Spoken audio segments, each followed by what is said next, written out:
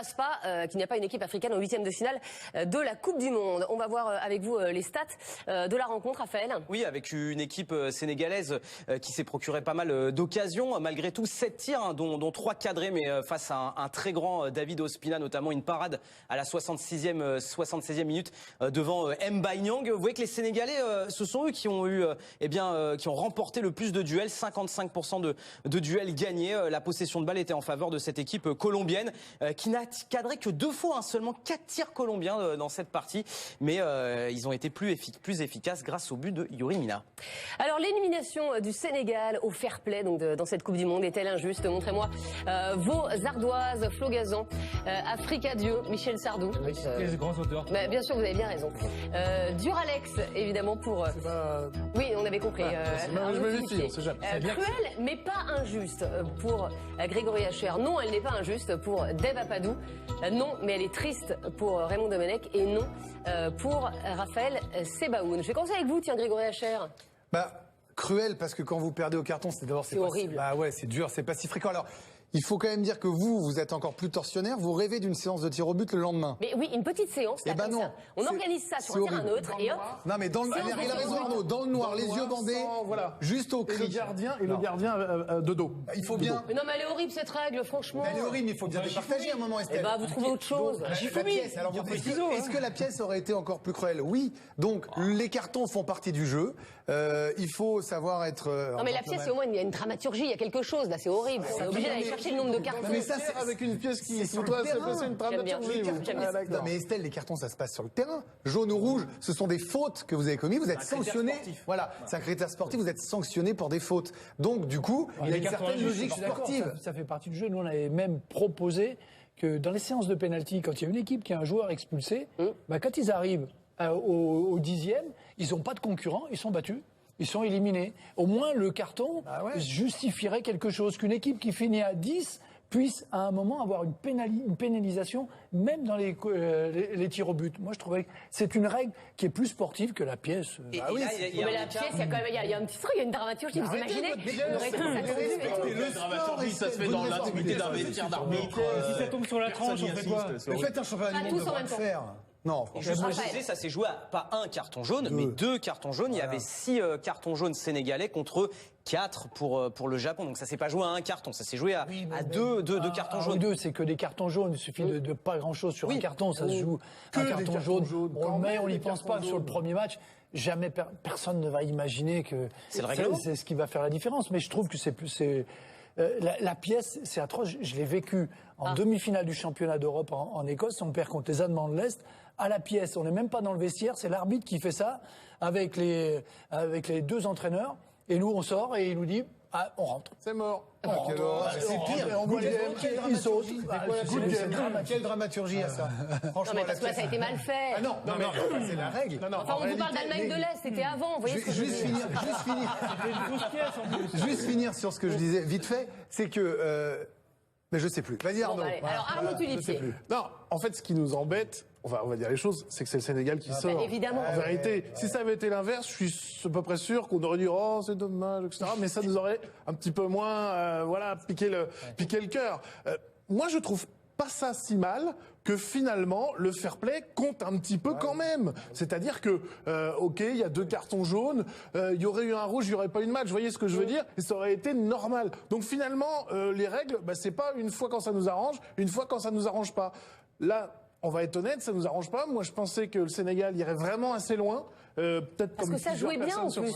Oui, ça jouait bien, mais à un moment ou à un autre, Ospina, il les a sortis. Ben voilà. Donc, c'est le terrain. Et puis, ce sont les cartons. C'est sûr, on peut faire des prolongations, si vous voulez, des 2 côtés aussi, sur les 2 matchs. Enfin, voilà. Le règlement, tout le monde l'a accepté avant de commencer cette compétition. Duralex, c'est de l'ex. Ils avaient qu'à gagner contre le Japon. Oui, aussi, oui. C'est ça. Ils menaient ce match, ils le tenaient à peu près, notamment en première période. Ils ont mené 2 fois au score. Donc voilà, moi je pense que c'est là où ils ont compromis véritablement leur chance après contre la Colombie dans un match coup près. Ça pouvait tomber. Et là aussi, ils n'ont pas fait le nécessaire. C'est une Colombie qui a été prévue assez tôt quand même de James Rodriguez, qui est quand même pas rien dans cette équipe. Je pense qu'ils l'ont perdu. Presque qu'ils ont été meilleurs sans Rames après c'est vrai, qu'en première mi-temps avec Rames où ils ont été. Je suis d'accord. Enfin, quand tu mènes 2 fois contre le Japon au deuxième match, quand tu joues la Colombie privée en grande partie de son meneur de jeu, à un moment il faut faire le boulot. Et que la Pologne gagne. Et la Pologne fait le boulot de l'autre côté. Je veux dire, voilà, ils ont pas fait le boulot. C'est vrai que c'est cruel parce que voilà, on a toujours une grande affinité avec le Sénégal, mais évidemment, si ça avait été l'inverse, je pense même pas que le débat existerait. On dirait tous, toute l'Afrique derrière le Sénégal, l'Afrique a son représentant, jusqu'où peut aller le Sénégal. C'est cruel, mais c'est comme ça. Ça vous attriste, Raymond Domenech, de ne pas avoir d'équipe africaine là, en 8e de finale de la Coupe du Monde? On rappelle que c'est pas arrivé depuis 1982. Oui, parce que je veux dire, si on prend le Maroc particulièrement et le Sénégal, en plus ils ont bien joué. On peut pas dire qu'ils soient passés à travers de leur. Le Nigeria n'était pas loin non plus. Le Nigeria, ça se joue à pas grand-chose sur le dernier match. Il y a une forme d'injustice. On se dit c'est pas possible que aussi près le Maroc, l'arbitrage a été un petit peu limite. Le but qu'ils prennent contre l'Iran à la dernière seconde, c'est celui qui les plombe alors qu'ils étaient bien partis pour gêner l'Espagne et le Portugal dans ce 2 groupes-là. Le Sénégal, c'est pareil. C'est vrai qu'il menait 2 fois.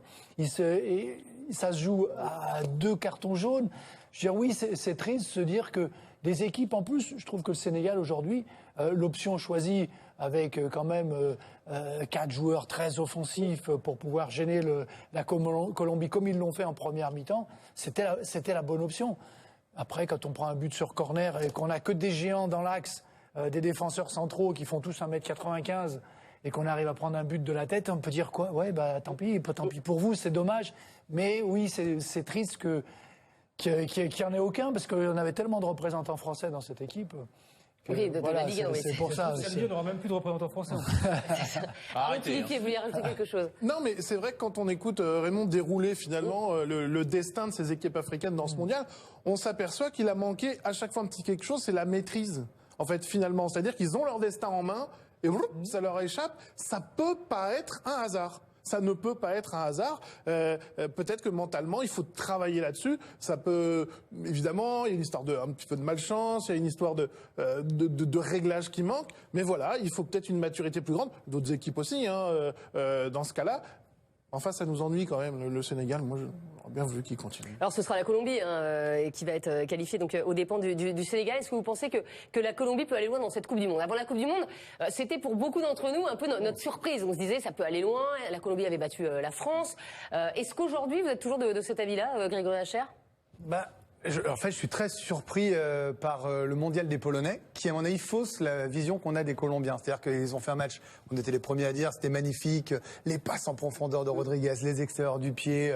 Bon, il se trouve quand même que la Pologne, c'est quand même pas terrible sur ce mondial-là, quand bien même ils ont réagi là en battant le Japon. Moi, les Colombiens, on les voyait plus forts, parce qu'ils ont complètement massacré l'état d'esprit de Didier Deschamps. Je veux dire, depuis qu'il a perdu contre la Colombie, lui, il a basculé dans un autre monde de tout changer. On en parlera tout à l'heure. Mais est-ce qu'ils vont aller loin? S'il faut se mouiller, moi je les vois pas aller si loin que ça. J'ai un doute. Ils vont affronter l'Angleterre ou la Belgique au prochain tour. Je les vois pas passer l'Angleterre ou la Belgique. Enfin, sur la Belgique, franchement, je vois pas comment ils peuvent passer. Mais une fois de plus, voilà, c'est qu'un prono. Oui, parce qu'évidemment les latéraux belges sont pas bons. Mais enfin, ils ont une telle arme offensive qu'ils peuvent faire plier leur défense. Ospina fera pas 40 arrêts. Mais puis l'Angleterre. L'Angleterre en 8e, ils sont quand même fait battre par l'Islande, vous voyez, à l'Euro. Oui, mais ils ont pris de la maturité. Tout est. Enfin, je veux dire, c'est quand même. Je les vois pas aller si loin. Mais la Colombie, c'est illisible. C'est-à-dire entre le premier match qui est faussé quand même en grande partie par l'expulsion dès la cinquième minute. Ce deuxième match magnifique, mais contre un adversaire, la Pologne, qui a été en dessous de tout quand même sur cette phase finale. Et ce troisième match contre le Sénégal où il gagne. Mais franchement, on n'a pas senti la même maîtrise. Moi, je pensais franchement que la Colombie allait gagner, mais pas de cette manière-là. Je pensais qu'ils allaient gagner une nouvelle fois, mais avec beaucoup plus de maîtrise, avec cette qualité de jeu qu'on leur a vu au deuxième match. Et je me suis dit, tiens, voilà peut-être le facteur X, un petit peu celui qui peut faire du dégât, un peu l'équipe surprise entre guillemets, en admettant que la Colombie soit une surprise. Et franchement, sur ce que je vois là, moi aussi, je les vois pas aller très très très très loin.